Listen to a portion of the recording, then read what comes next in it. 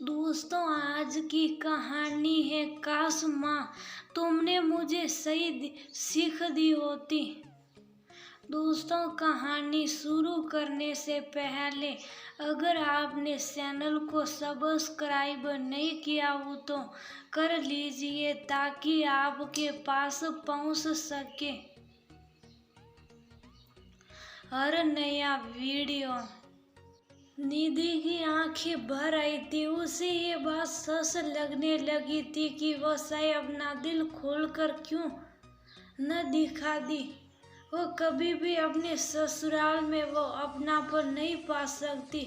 बहू बहू होती है और बेटी बेटी होती है। उसे अपने शादी का दिन याद आ रहा था जब उसकी माँ ने उसे नसीहत दी थी, बेटी अब वो तुम्हारा घर होगा, कहाँ के सुख दुख तुम्हारे होंगे, वहाँ की जिम्मेदारियाँ तुम्हारे लिए सबसे पहले आएगी।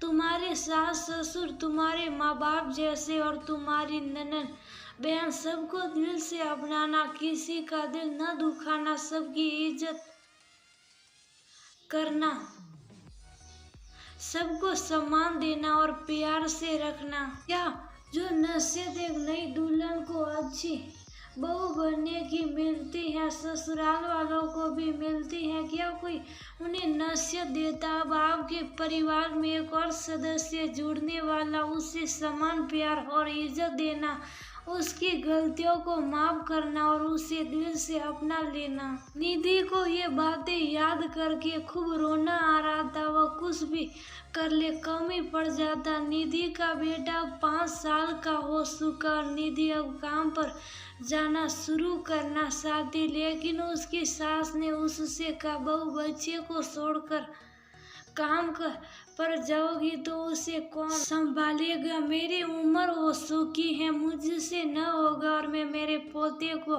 डे केयर में नहीं भेजूंगी। निधि ये सच निगल भी जाती, पर अब जब उसकी ननद बच्चे के 2 साल के होते ही काम पर जाने लगी तो उसकी सास ने खुद से उसकी ननद अनमोल से कहा कि बेटा फिक्र क्यों करती हो, मैं अभी जिंदा हूँ, मेरे नाती को मैं देख सकती हूँ, तुम बेफिक्र होकर काम पर जाना शुरू कर दो। उसकी ननद अनमोल अपने ससुराल वालों की रजामंदी के बिना ही अपने बच्चे को मायके में छोड़कर जॉब पर जा रही थी। निधि की सास अपनी बेटी का उत्साह बढ़ाती थी और उसे अपने इच्छानुसार जीने का पाठ पढ़ाती थी। निधि सोचती थी उसे उसकी माँ ने शायद गलत नसीहत दी थी।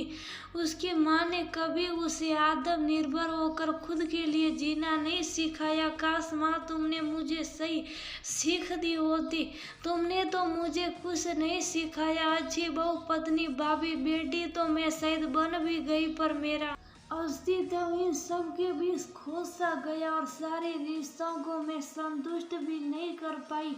निधि मैं अपनी लता से फोन पर कहा, मुझे माफ करना बेटा, मुझे उस बात पर अब रोना आता। काश तुम्हें जॉब करने देती तो मैं और उसके बाद तुम्हें शादी करने को कहती। हम माँ बाप सोचते हैं जो हम अपने बच्चों के लिए सोचते हैं वही सही होता। उनकी जिंदगी को अपने हिसाब से चलाने की कोशिश में हम उन्हें जीने नहीं देते। बेटा तुम नए सिरे से काम शुरू करो, देर आए दुरुस्त आए।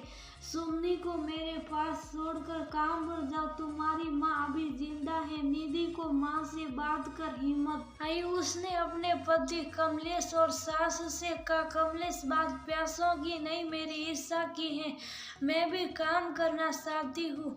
माँ जी सोनू को देख नहीं पाएगी, मुझे बहुत सुखी है और सोनू को डे केयर मैं भी नहीं भेजना चाहती, तो मैं उसे अपनी माँ के पास छोड़ दिया करूँगी। हाँ हाँ, बस तुम अपनी मनमानी करो।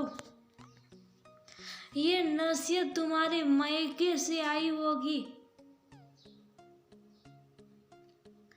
तुम्हारी माँ ने तुम्हें कुछ नहीं सिखाया, बस बड़ों का निरादर करना और सबसे जुबान लड़ना सिखाया है। निधि की सास बोली, हाँ माँ जी, मेरी माँ ने मुझे कुछ नहीं सिखाया।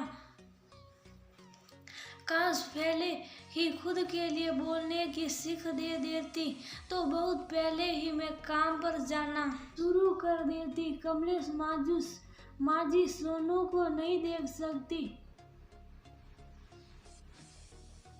उन्होंने मुझे कहा था, लेकिन अनमोल के बच्चे की देखभाल करने में उन्हें कोई परेशानी नहीं।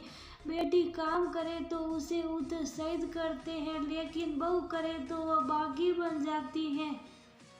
आखिर क्यों? क्या मेरी कोई इच्छा नहीं, या बहू बनते ही मैंने जीने का हक खो दिया है? निधि ने कमलेश और अपनी सास को पूछा। निधि, अगर तुम्हें काम पर जाना है तो जाओ, और अगर सासू माँ को सोनी को देखने में दिक्कत नहीं तो ठीक है। कमलेश की बात सुनते ही निधि की सास बोल पड़ी, अब लोग क्या कहेंगे? जब अनमोल अपने 2 साल के बच्चे को छोड़कर काम पर वापस गई थी अपने, तब जो जवाब उन लोगों को दिया था वही जवाब निधि के काम पर जाने पर भी दे दीजिएगा। और सच तो नहीं है, पर झूठ के देना कि आप बहू और बेटी में फर्क नहीं करती। इतना कहकर कमलेश वहां से चला गया। निधि अपने फैसले से खुश थी। उसने अपने लिए जीने का फैसला लिया और अपनी